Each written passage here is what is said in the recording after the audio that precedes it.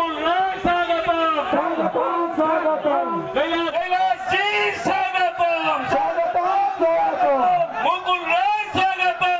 কৈলাস বিজয়বর্গীয় এবং মুকুল রায়ের উপস্থিতিতে পাথর প্রতিমার মিলন মোড়ে বিজেপির পক্ষ থেকে আজ এক বিশাল জনসভার আয়োজন করা হয়। চতুর্দিক থেকে মিছিল করে এসে এই জনসভার মাঠ ভরিয়ে দেন বিজেপি কর্মী সমর্থকরা। এই জনসভা শেষে বিজেপি নেতা মুকুল রায় বলেন, এই পাথর প্রতিমা থেকে সমীর কুমার জানা আর জিতবে না। তার বদলে এখান থেকে পলাশ রানা, তপন এবং অন্যান্য যারা নেতৃত্ব দিচ্ছেন তারাই মানুষের জনসমর্থন পাবেন। চলুন শুনে যাক এ নিয়ে মুকুল রায় তিনি ঠিক কী বলছেন। আস্থা জ্ঞাপন করলেন, অমিত শাহর প্রতি আস্থা জ্ঞাপন করলেন, কৈলাসজির প্রতি আস্থা জ্ঞাপন করলেন।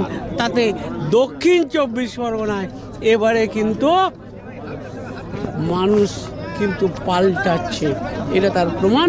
এবং এই পাথর প্রতিমার গ্রামে সমীর জানা আর তৃণমূলের হয়ে জিতবে না। এখান থেকে আমাদের পলাশ, আমাদের তপন যারা দল করছে তারা মানুষের আশীর্বাদ নিয়েই এই দল করছে।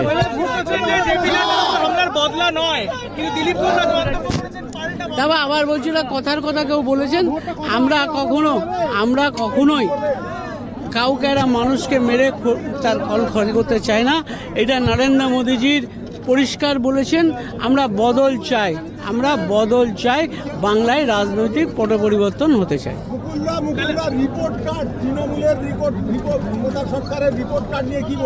মমতার রিপোর্ট কার্ড সব রিপোর্ট ফেল, সব ভুল। মমতার রিপোর্ট কার্ড দেখে বলা যাবে বাংলায় 10 বছরে মমতার সরকারটা ডাহা ফেল করেছে।